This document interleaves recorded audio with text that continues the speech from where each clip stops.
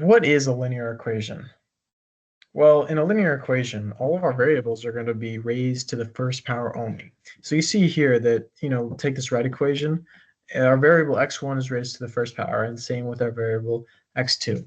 So when we talk about a linear equation, you will never see a variable raised to anything other than the first power. So, x1 squared or x1 cubed, those are never going to happen when we talk about linear equations.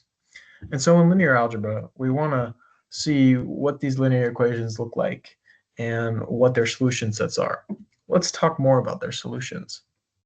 We want to find the solution to this set of linear equations, right? We want to find the x1, x2 pair that will satisfy both of these equations. Well, how do we do that? One way we could do that is by looking at them geometrically. Let's start with this red equation right here.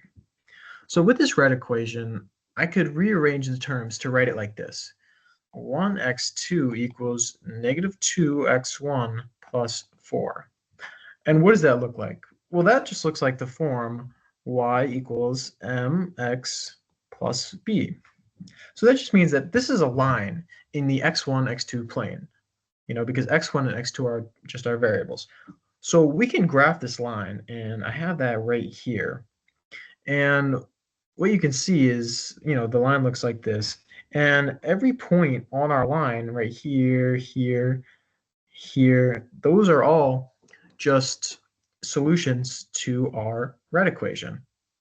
Similarly, if we graph our blue equation, every point on that blue equation's line will be a solution to that blue equation.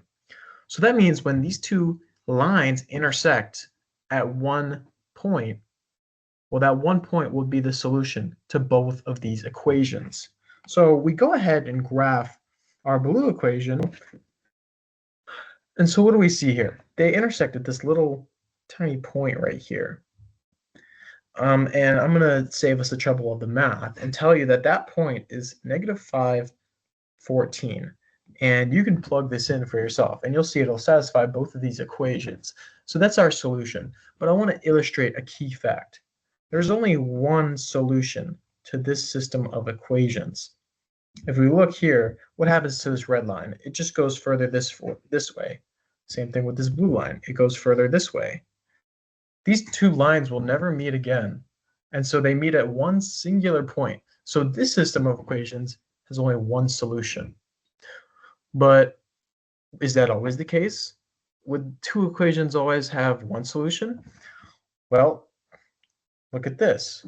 This system of equations has two lines that are parallel to each other. These two lines are never going to meet, no matter how far this way or this way that you go. And so what does that mean? Well, these two equations will never have a solution. So they have zero solutions.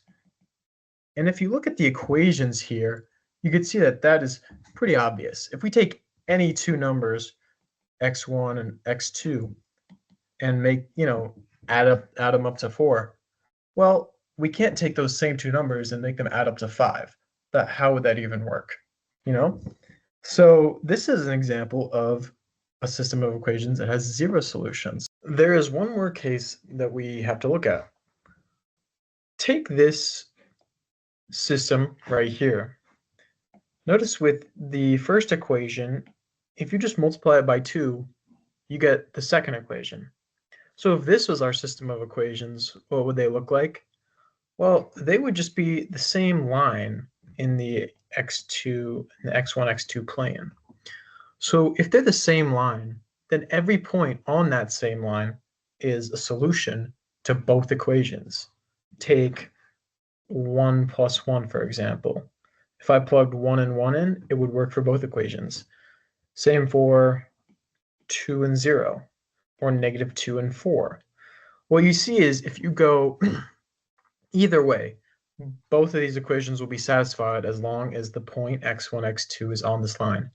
So this system of equations has infinite solutions. So these three examples that I've shown today illustrate the main point that I wanted to talk about. When we have a system of linear equations, they're always going to have either 0 one or infinite solutions, whether that be a system of 2 equations or 50 equations. They always have this specific number of solutions. You're never going to see 3 solutions or 8 solutions. It's always one of, these 3, 0, 1, or infinite solutions to our system. In our next video, we're going to talk about matrices, how they can help us arrange systems of equations and help us do the math to uncover what the solutions are. Today, I just gave the answer -5, 14. But when we look at matrices, we can do the math to see that this -5, 14 is our solution. So thank you so much for watching, and I'll see you in the next video.